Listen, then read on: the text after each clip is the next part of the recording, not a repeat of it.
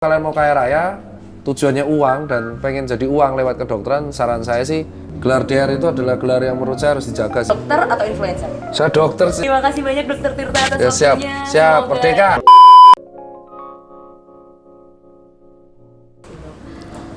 Lalu nih dok, setelah lulus pandangan dokter itu harapannya apa? Oh aku cuma mau jadi dokter aja atau emang udah dari awal tuh nanti aku lulus jadi dokter internet? Kalau dari awal aku emang udah tahu bahwa dokter tuh jangkanya panjang. Ya kita bicara belak-belakan lah. Saya kan anak tunggal, bapak saya karyawan dan orang tua saya nggak ada basic dokter. Jadi saya pikir kalau mau spesialis, saya hitung-hitung butuh 400 sampai 500 dan saya nggak mau ambil LPDP, it means saya harus cari duit sendiri. Jadi akhirnya saya usaha, ternyata usahanya keterusan. Berarti sampai di titik ini ada nggak sih dok kira-kira penyesalan gitu mungkin saya sudah jadi dokter? Kalau disebut penyesalan, saya nggak pernah karena susahnya bisa naik karena gelar saya itu.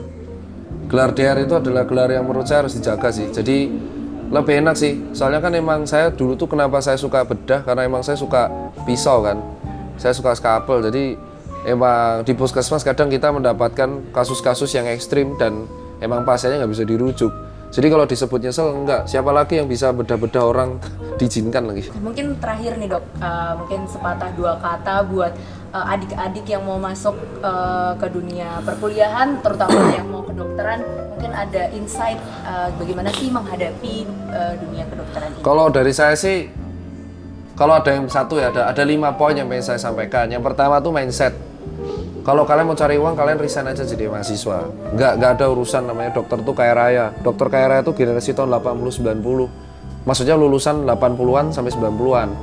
Atau mentok 2000 lah, lulusan 2000. Karena pada waktu itu jumlah fasilitas kesehatan masih dikit dan lulusannya masih dikit. Jadi kalau kalian mau kaya raya, tujuannya uang dan pengen jadi uang lewat kedokteran, saran saya sih mundur aja. Karena kalian akan menemukan kekecewaan dan ketidaksesuaian dengan cita-cita kalian yang duniawi atau uang. Jadi kalau kalian mau kaya raya, mau nggak mau carinya dari duit lain. Misalkan usaha kayak sampingan kayak atau ngajar kayak itu nggak masalah. Tapi kalau melayani pasien jangan. Terus kedua, jangan pernah membandingkan masa kedokteran itu dengan mahasiswa lain. Contoh teman saya mahasiswa A sudah lulus, sudah bisa kerja. Karena jatahnya dokter itu emang waktu. Ya kan, contoh kita operasi kraniotomi aja.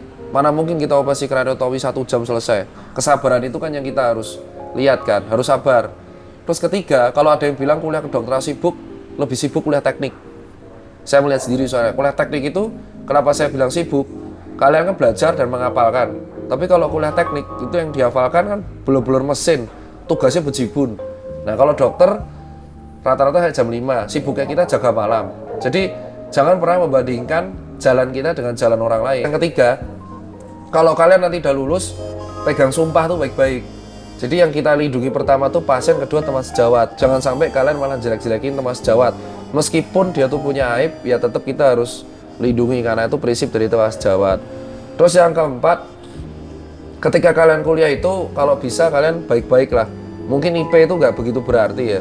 Tetapi ketika kalian itu kuliah cuma titip absen itu sangat fatal ketika kalian berhadapan dengan pasien. Yang terakhir, jelas sih menyembuhkan itu salah satu ajaran dari Nabi kan. Jadi rezeki itu pasti akan datang sendiri. Yang penting kalian berbuat baik dulu dan tentu berpikir idealis itu penting. Jadi kalian kalau bisa tetap terus bersuara dan vokal. Jadi dokter tuh jangan takut untuk bersuara. Karena kita profesi justru kita harus bersuara.